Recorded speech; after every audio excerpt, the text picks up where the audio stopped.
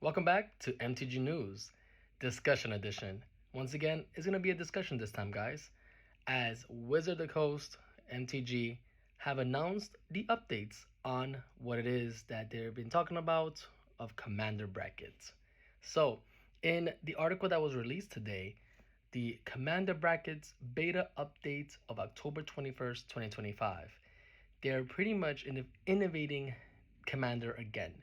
They're now re-explaining each brackets and they're taking off certain things from the game changer list. So, if you like what you see, don't forget to like, share, and subscribe. Check out our latest videos when it comes to segments like this or that, top 5 commanders, and of course, Commander of the Week. So let's begin. So in the article itself, it states, we have heard from some of you that you're having trouble figuring out what brackets to play in. Here are our general thoughts of the brackets. So, starting off with bracket 1 is now called Exhibition. Players may expect decks to prioritize a goal, a theme, or a idea of overpower. So, gimmicks, tribal, all this fun stuff that doesn't equal you're trying to win the game.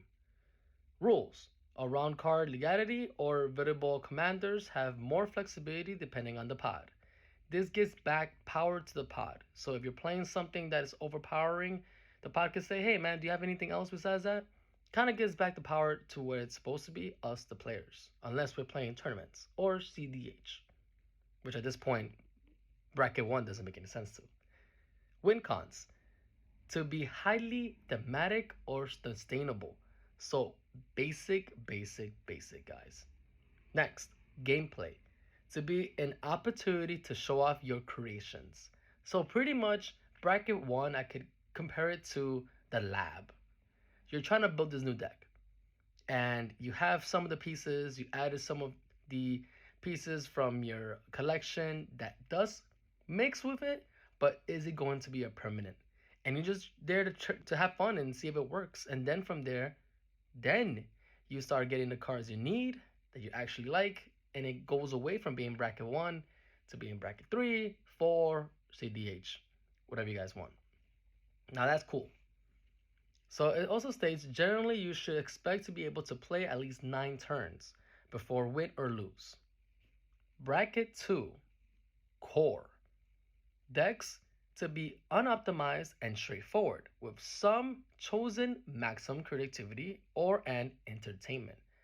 Win cons to be thought of as telegraphic on the board and disputable. So the win cons coming in, we know what it's going to do. If there's a response, cool. If not, congrats, you win. Gameplay to lower the pressure with emphasis on social interaction. Gameplay to be proactive and considered, letting each deck showcase its plan. So once again, my opinion, going back to what bracket 1 is, which is the lab, I consider core 2 the training ground.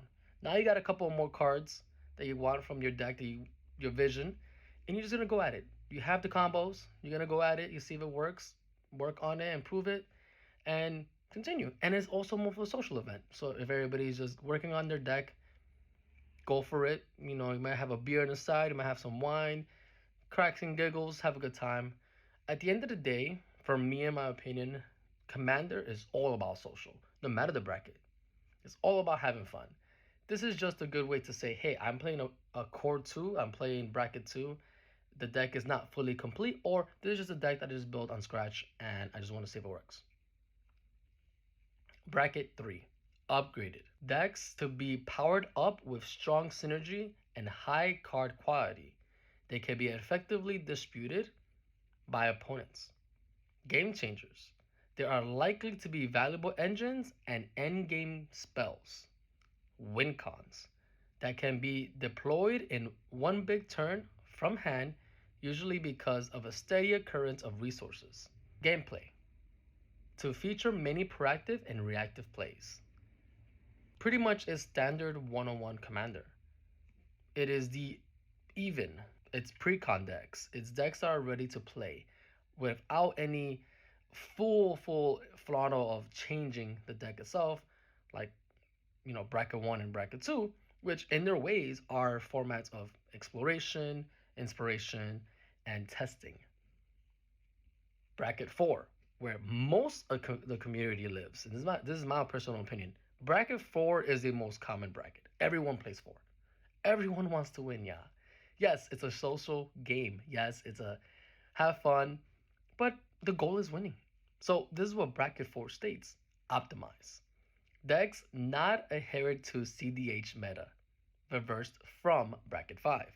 As in, it's not CDH, but it's close to it. Decks to be lethal, consistent, and fast, designed to take people down as fast as possible. Game changers. They are likely to be fast mana, snowballing resources, free disruption, and tutors. Win cons. To vary but effective and instantaneous. Gameplay. To be explosive and powerful, featuring huge threats and effective disruptions to matches. Plain and simple, that's the meta. That is the meta of Commander right now. Everybody wants to play fast. Everybody wants to disrupt people. Everybody wants to get snowball effects. Everybody wants to do infinites. Everybody wants to do combos. And if you're not that type of player, hey man, that's awesome. There's other brackets. Wonderful. But most of the players that I've seen in the community and also online in general, it's optimized. They want to play to win, but having a good time. And remember that, in my opinion, Commander is subjective to your pod. You could play a 4 and everybody's playing a 2 and you're not going to win. It's not guaranteed. If you have all your pieces, then yes, you'll win. But if your pod decides to say, you know what, everybody against him, everybody against you, the one who's running the 4, you're going to most likely lose. It'll be hard for you. If you win, hey, cool. If you don't, it's not guaranteed. And lastly, CDH. Decks that are designed to battle in the CDH meta with the ability to win quickly and generally overwhelming resources, often building using existing CDH knowledge tools or and deck lists. Win conditions to optimize the effective and consistency. You win on the spot, win as quickly as possible. Gameplay. It is inherently more advanced, more rapid, with razor thin margins to error and players prioritizing winning above all else. Plain and simple. You're playing CDH, you know you're in a table that is gonna be in and out quick. You better have responses, you better have counter spells, save them properly, be optimized, no threat assessments. It's the advanced. It is the biggest and the highest bracket you could go by. Is it required for everybody to go there? Is it something that a cesspool of negativity when it comes to it? No. You play CDH, awesome, play it. If you want something close to it, play bracket 4. I like playing bracket 4. So, with that being said, here's the biggest thing that came up: the game changer list philosophy. So, they stated when we last talked about that particular talk, we added a bunch of game changers based on the community's feedback. While many of these were good additions, some of the plagiarism was a little too far from the direction that we wanted. Too many game changers. For every additional game changer is one more thing people have to track. And one more thing really made it clear is that we needed some better philosophy around what makes a game changer. Game changers should generally be cards that are easily and dramatically warped a commander game, allowing players to run away with resources, shift games in ways that many players are unpleased, block people from playing, effectively searching from any or all strong cards, or have commanders that are highly unfun in casual games. Here are two things we generally wanted to get away from when it comes to Game Changer: high mana value cards, and legends that are way too powerful as commanders. So, when it comes to that particular segment, they said it: easy things opted out for someone's commander. Easy ways to get away with the game with your commander. If people say, I want to play Yuriko, which I play Yuriko, you effectively know that means it's easy prompts of conversation. if something is also powerful in the 99 or simply unfun around it, we're fine leaving it on the list.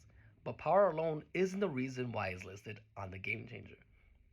This is also my opinion. You could run your Rico. Does it mean you're gonna win? No. Can you really flop? Absolutely. There's 99 cards in a deck.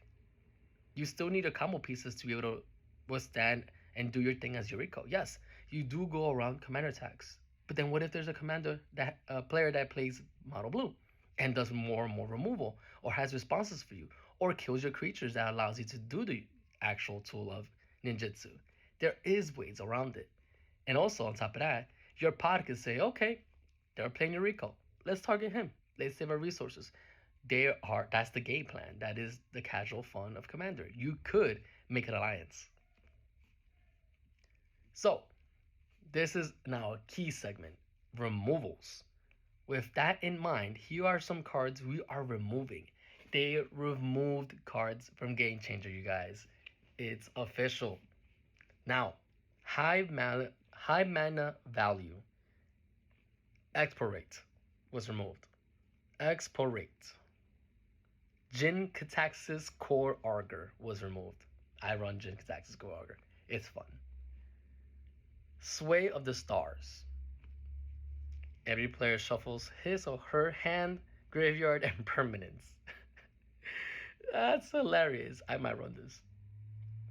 Bortrex Voice of Hunger. I also play this.